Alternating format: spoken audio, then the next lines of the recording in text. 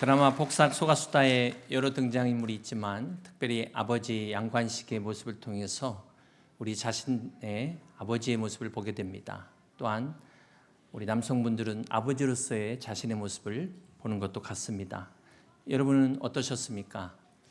개인적으로는 아버지를 위해서, 아버지가 가족을 위해서라면 무엇이든 할 수 있다는 참 아버지의 마음이 감동적이었습니다. 아마도 많은 사람들이 부족함 속에서도 가족을 사랑하는 마음을 확신할 수 있기 때문에 이 드라마에 공감하지 않았나 생각을 갖게 됩니다. 우리는 이 드라마를 통해서 아버지의 사랑보다도 더 위대한 바로 하나님의 사랑을 우리는 경험한 사람들입니다. 창세기부터 요한계시록까지 이 성경의 전체는 하나님의 러브 스토리입니다.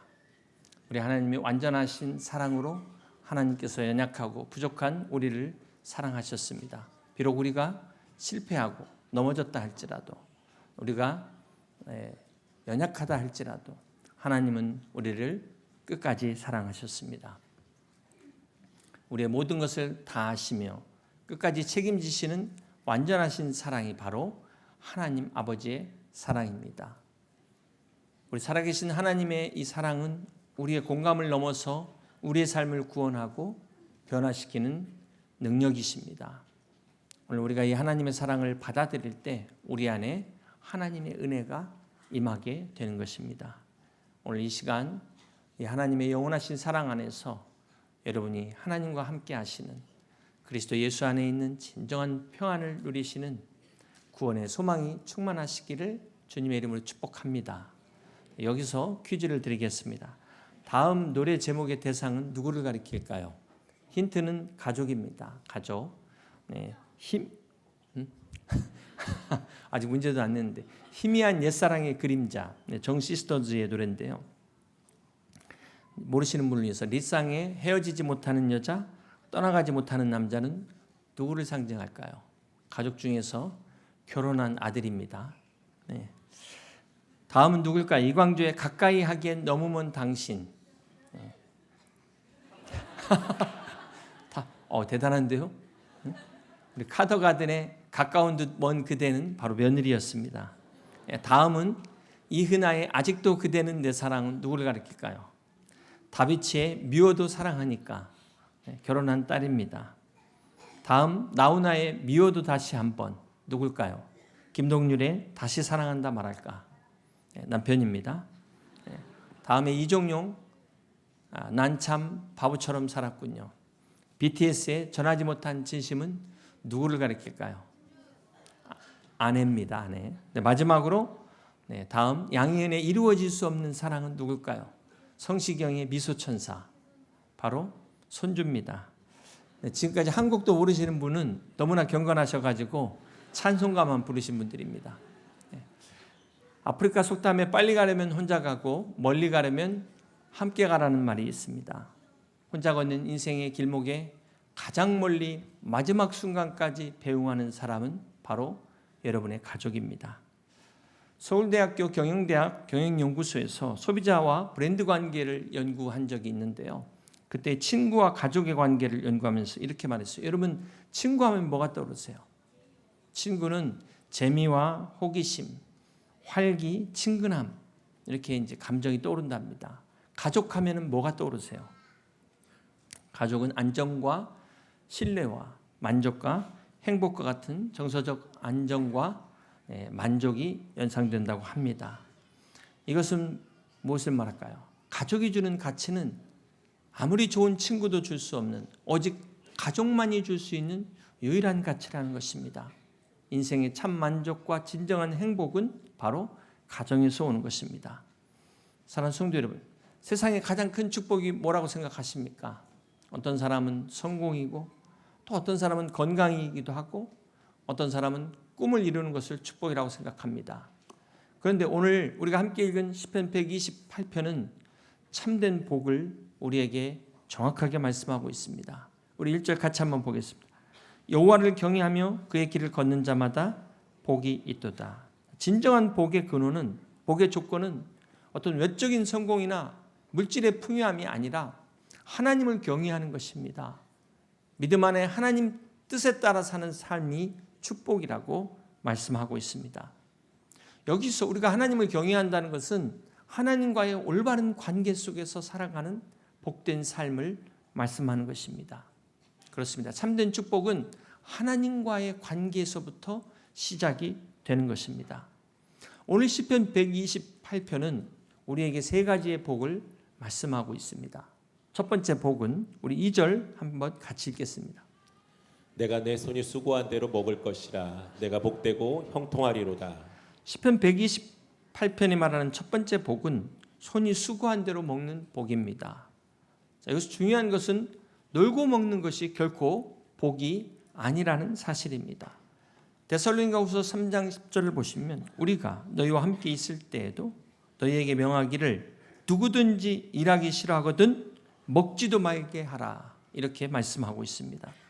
하나님이 주시는 참된 복은 우리가 직접 손으로 수고한 것을 거두는 것이 복이라고 말씀하고 있습니다. 성경은 이 노동의 신성한 가치관과 이 성실함을 우리에게 말씀하고 있습니다. 여러분, 본래 이 복지라는 게 성경에서 말하는 복지는 고아와 과부와 같은 사회적인 약자를 돌보는 것이 진정한 복지의 의미입니다. 성경적 복지라는 것은 사회적으로 볼 때 스스로 일어날 힘이 없는 정말 연약한 사람들을, 어려움 가운데 있는 사람들을 돕는 것이 진정한 복지입니다. 그런데 요즘 우리나라를 보면은 이렇게 막 전 국민 대상으로 포퓰리즘 복지를 하는데 이것은 이미 실패한 나라들의 정책을 따라가는 것입니다. 포퓰리즘으로 말하면 제일 잘하는 나라가 어딜까요? 공산주의 아닙니까? 그냥 무상으로 다 주잖아요. 그러다가 같이 망하는 것 아니겠습니까? 그런데도 이 포퓰리즘을 주장하는 사람들이 뭐라고 말하냐면 세금을 많이 내는 사람들도 권리가 있다는 거예요. 하나만 생각하는 거잖아요. 그 결과 막대한 국가 부채를 어떻게 감당할 수 있겠습니까? 세금을 많이 내는 상위 계층은 그 돈 없어도 잘 살아요. 그런데 공정한 형편성이라는 것 때문에 그렇게 하다 보면은 진정한 복지 정책의 의미가 훼손된다는 것입니다. 그러므로 정말 효과적인 복지 정책은 단순한 물질만 지원하고 모두가 공평하게 하는 것을 넘어서 정말 어려운 사람들이 스스로 자립할 수 있는 힘, 능력을 키워주는 것이 진정한 복지다. 성경은 그렇게 이야기하고 있습니다. 우리 최근 이슈되고 있는 지금 4.5일 근무제도 여러분 정말 잘 생각하셔야 됩니다. 우리가 베를린에 지교회가 있어서 독일의 성도님들 사업하시는 분들 몇 분 알고 있는데 그분들이 한결같이 독일 경제의 어려운 것들을 이야기하고 있어요. 그 이유는 중국이 쳐들어 올라오고 한국이 쫓아오고 이래가지고 독일 경제가 문 닫은 사업들이 많다는 겁니다. 이제 우리가 조금 살만하다고 자만해서 여유 부리다가는 우리도 저렇게 일본처럼 역전될 수 있다는 사실을 잊지 말아야 될 것입니다. 그렇기 때문에 무조건 퍼주기식의 포퓰리즘 정책은 이거는 자기 인기를 위해서 국가를 위기로 몰아넣는 정책이다. 우리 국민들이 지혜롭게 깨어 있어서 분별하시고 절대로 이런 사람 뽑지 마시기 바랍니다. 나라가 어려울수록 우리는 복을 받아야 됩니다. 우리나라가 그렇게 어려운 때 우리 기도하는 믿음의 우리 부모님들, 믿음의 선배들이 하나님께 축복을 받아서 오늘의 우리나라 대한민국이 있는 줄 믿습니다. 그러면 우리가 어려운 때일수록 여러분의 가정이 복을 받아야 교회도 부흥하고 우리나라도 복을 받게 되는 줄로 믿습니다. 이삭이 흉년의 때에도 100배의 축복을 받은 것처럼 오늘 여러분의 가정과 기업이 불황을 모르는 하나님의 축복을 받으시는 복된 가정 되시기를 주님의 이름으로 축복합니다.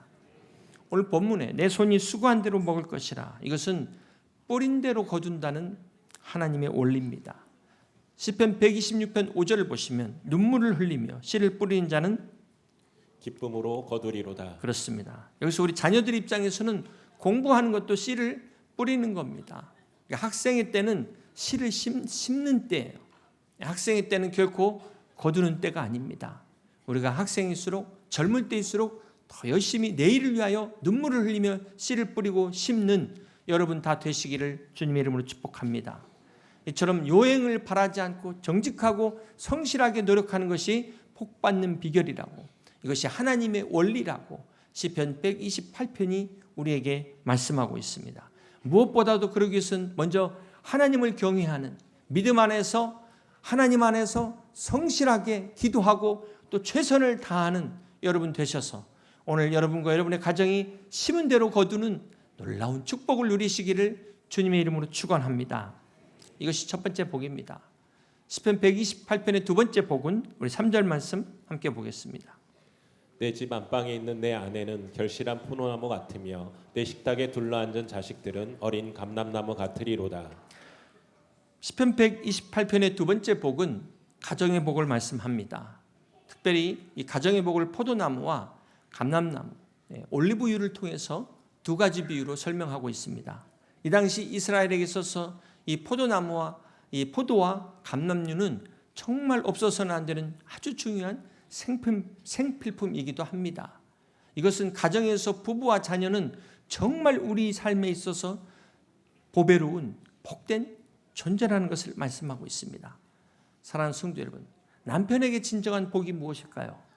그것은 단지 외모만 아름다운 아내가 아니라 함께 믿음의 동반자로서 함께 할 수 있는 아내가 남편의 진정한 복이라는 사실을 잊지 마시기를 바랍니다. 그렇다면 아내에게 있어서 진정한 복은 무엇일까요? 물질이나 재력이 많은 남편이 아니라 함께 같이 기도하고 함께 같이 은혜를 나눌 수 있는 믿음의 배우자가 아내의 복이라는 사실을 잊지 마시기를 바랍니다. 또 부모에게 있어서 진정한 복은 무엇일까요? 자녀가 공부 잘하고 성적 우수한 것이 아니라 하나님을 경외하는 자녀들, 믿음 안에서 부모님 앞에 순종하고 바른 가치관을 갖고 인격을 갖춘 자녀가 진정한 복이라는 사실을 기억하시기를 바랍니다. 또한 우리 자녀들에게는 무엇이 복일까요? 엄마 아빠가 해달라는 거 다 해주는 게 복이 아니라 엄마 아빠가 하나님의 말씀과 기도로 양육하고 바른 가치관을 세워주는 부모가 진정 자녀에 있어서 최고의 복이라는 사실을 잊지 마시기를 바랍니다. 시편 127편 4절에는 이렇게 말씀합니다. 젊은 자의 자식은 장사의 수종의 화살 같으니 이것이 그의 화살통에 가득한 자는 복되도다. 그렇습니다. 부모는 활이 되어서 자녀라는 이 화살을 하나님을 향해 당겨야 되는 것입니다. 부모가 당기는 이 방향대로 우리 자녀들이 나가게 됩니다. 그렇다면 여러분은 지금 어느 곳을 향하여 이 화살을 쏘고 계십니까? 사랑하는 성도 여러분, 우리 하나님께서 모든 것을 창조하시고 다 보시기에 좋았다 말씀하셨습니다. 모든 창조가 다 선이고 하나님의 최선이었지만 그 중에서도 최고의 창조는 바로 인간을 창조하시고 바로 가정을 창조하신 것입니다. 이 가정이야말로 하나님의 창조의 최고의 걸작품으로 오늘의 우리를 존재하게 하는 하나님의 축복의 은혜의 통로인 것입니다. 그런데 사단은 지금도 끊임없이 우리의 가정을 공격합니다. 우리의 가정을 깨트리려고 합니다. 얼마나 많은 가정들이 사단의 공격에 의해서 상처받았는지 모릅니다. 그렇기 때문에 오늘 우리는 이 가정을 지킬 수 있는 힘이 있어야 돼요. 하나님의 가정을 주셨지만 내 가정을 내가 지킬 수 있는 그러한 믿음을 가지고 기도함으로 여러분의 가정을 하나님의 은혜 안에서 잘 키워나갈 수 있는 그런 복된 부모, 복된 자녀 되시기를 주님의 이름으로 축복합니다. 1852년 4월 10일 미국의 한 시민이 튀니지에서 사망합니다. 그리고 31년이 지난 후 미국 정부는 그의 유해를 본국으로 운구하기로 결정했습니다.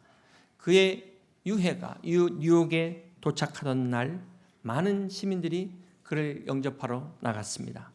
이제 군악대의 연주와 예포가 울려 퍼지고 대통령을 비롯한 정부 관계자들과 수많은 시민들이 이 운구 행렬을 지켜보기 위하여 나왔습니다. 그는 유명한 정치가도 아니었습니다. 전쟁 영웅도 아니었습니다. 그는 바로 한 곡의 그 노래를 작사해서 미국인들의 마음에 영원히 남아있던 사람이었습니다. 그가 바로 홈, 스위트 홈을 작사한 존 하워드 페인이라는 사람이었습니다. 이날 미국의 21대 대통령인 체스터 아더는 그의 죽음을 애도하며 이렇게 이야기했습니다. 비록 그는 집이 없었지만 홈, 스위트 홈이라는 노래를 통해 모든 미국인의 마음속 고향에 영원히 살고 있습니다. 라고 이야기했습니다. 여러분, 하우스가 있다고 해서 홈이 있는 게 아니에요. 아무리 눈에 보이는 좋은 집이 있다 할지라도 홈리스와 같은 삶을 사는 사람들이 있다는 것입니다. 가정은 바로 하나님이 주신 가장 소중한 선물이라는 사실을 잊지 마시기를 바랍니다. 비록 우리 집이 작고 초라하다 할지라도 우리의 집만큼은 정말 스윗홈, 주님의 은혜가 넘치는 복된 가정 되시기를 주님의 이름으로 축복합니다. 누가 뭐라고 해도 우리 인생의 가장 큰 축복은 나의 가정이에요. 내 가정입니다. 남의 가정이 아닙니다. 옆집 이웃의 가정이 아닙니다. 오늘 우리의 삶에 없어서는 안 될 세상 그 무엇과도 바꿀 수 없는 이 가정의 축복을 우리가 깨닫고 오늘도 이 가정 안에서 서로를 사랑하고 용납하며 배려하는, 그래서 하나님이 기뻐하시는 복된 가정 만들어 가시기를 주님의 이름으로 축복합니다. 마지막 세 번째 시편 128편의 복은 5절입니다. 여호와께서 시온에서 내게 복을 주실지어다. 너는 평생에 예루살렘의 번영을 보며. 여기 예루살렘은 두 단어의 합성어입니다. 예루, 기초, 터라는 말이고 살렘, 평화가 합쳐져서 평화의 터전이다. 평화의 도시가 바로 예루살렘입니다. 이 예루살렘의 번영은 이 개인적 차원의 번영이 아니라 하나님 나라의 번영을 상징하는 것입니다. 국가적 차원의 번영을 말씀하는 것입니다. 오늘 시편 이 128편의 복이 세 가지의 복이 서로 연결되어 있다는 것을 우리는 알 수가 있습니다. 첫 번째, 내가 내 손이 수고한 대로 먹을 것이라는 이 물질적 경제적 번영을 통해서, 두 번째는 내 집 안방에 있는 아내는 결실한 포도나무 같으며 내 상에 둘러앉은 자식들이 어린 감람나무 같으리라는 가정의 번영으로 이어진다는 것을 보게 됩니다. 그리고 이것이 마침내 5절의 말씀에 여호와께서 시온에서 내게 복을 주시지어다. 너는 평생에 예루살렘의 번영을 보는 국가적 번영으로 나아가고 있다는 것을 우리가 발견하게 됩니다. 오늘 시편 128편의 이 세 가지 복이 서로 연결되어 있다는 것입니다.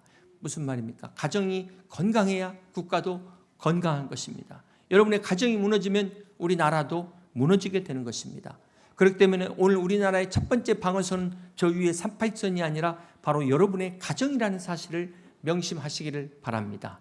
진정한 애국의 길은 총 들고 있는 군인만이 아니라 오늘 내 가정을 지키는 여러분이 진정한 애국의 길이요 애국자이심을 믿으시기를 바랍니다. 영국의 유명한 역사가 에드워드 기번은 그에 져서 로마 제국 쇠망사에서 로마 제국이 멸망한 이유 중에 하나를 이렇게 이야기했습니다. 가정의 굴뚝에서 연기가 사라졌기 때문이다. 그렇습니다. 로마 제국의 몰락이 가정 붕괴에서 비롯됐다는 것을 이야기하고 있습니다. 역사를 돌아보면 가정이 무너지고 살아남은 문명은 거의 없다고 봐야 될 것이 역사의 교훈입니다. 우리가 거듭 말씀드리지만 저출산만 심각한 게 아닙니다. 동성애와 동성결혼은 가정을 무너뜨리는 사회적 죄악이라는 사실을 우리는 잊지 말아야 될 것입니다. 그렇기 때문에 이 차별금지법이 통과되면 오늘 우리 가정의 붕괴의 속도가 더 빨라지게 된다는 사실을 우리는 기억해야 됩니다.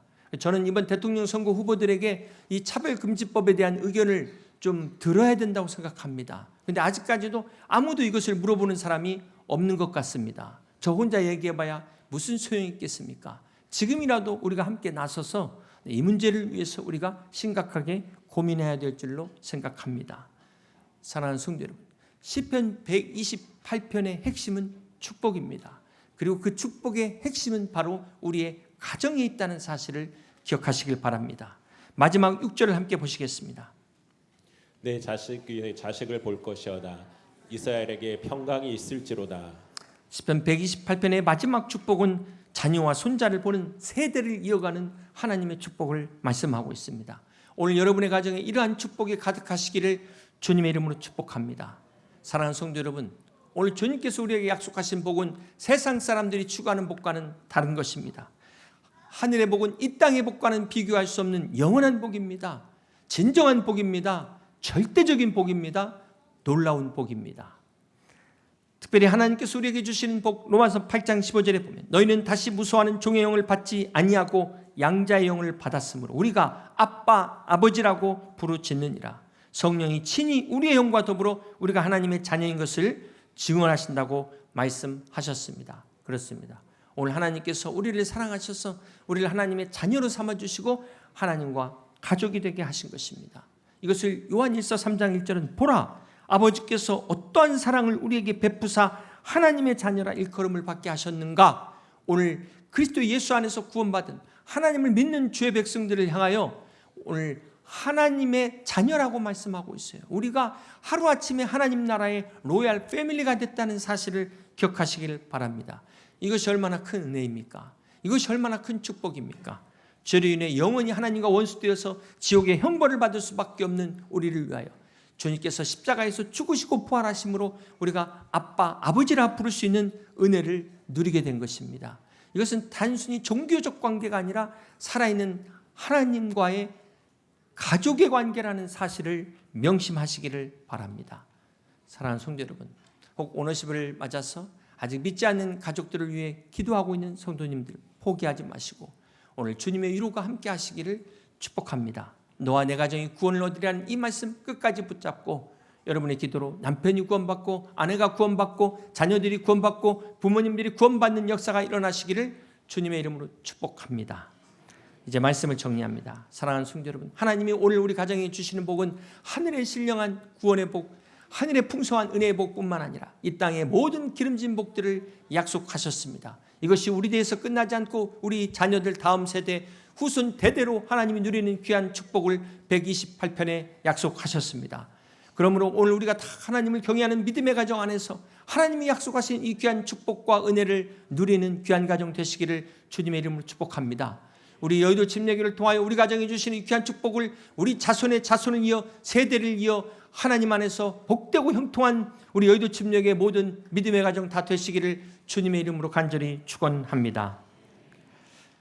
말씀을 생각하시면서 함께 같이 찬양하고 기도하겠습니다.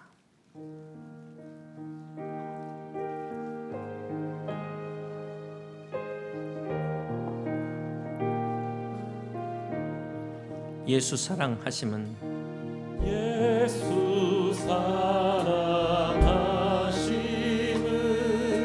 성경에서 배웠네. 우리들은 약하나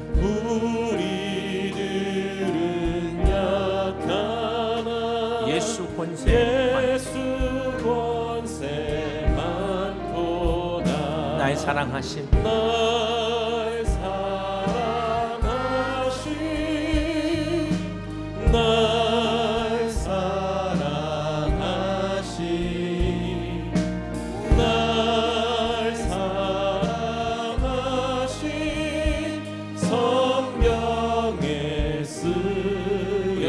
옆에 있는 자녀들과 옆에 있는 분을 향하여 널 사랑하심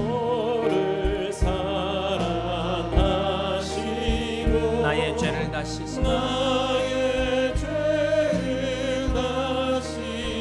하늘 문을 여시고 들어가게 하심 옆에 있는 분을 향해서 널 사랑하심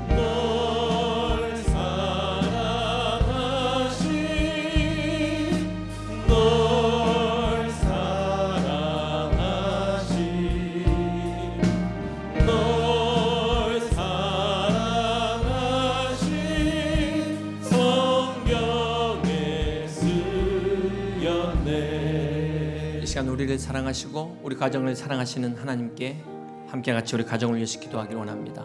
믿음 안에서 다 구원받고 예배하는 복된 가정 되게 하심을 감사드립니다. 아직도 구원받지 못하는 가정들이 있다면 믿음 안에서 끝까지 포기하지 않고 기도하게 하여 주시옵소서. 믿지 않는 우리 모든 가족 식구들이 함께 예배하는 그날이 속해 오게 하여 주시옵소서. 오늘 우리가 이 믿음의 복, 물질의 복뿐만 아니라 예루살렘의 번영을 볼 수 있는 우리 가정을 통하여 우리나라가 복을 받는 그러한 복을 허락해달라고 우리 함께 같이 기도하시겠습니다.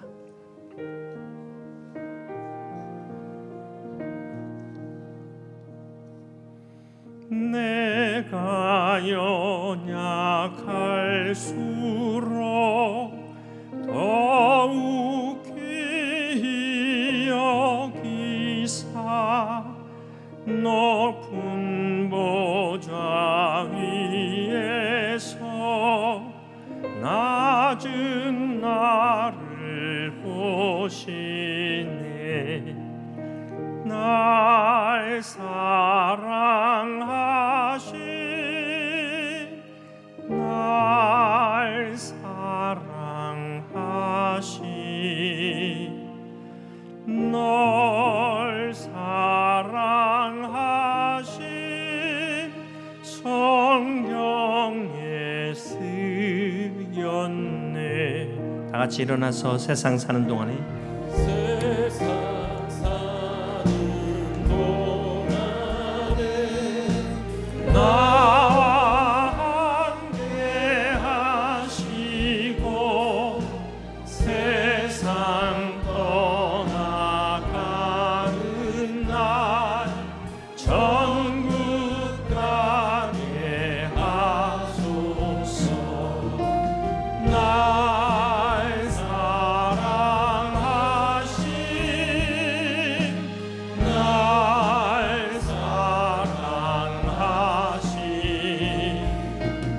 날 사랑하신 성경에 쓰여낸 널 사랑하신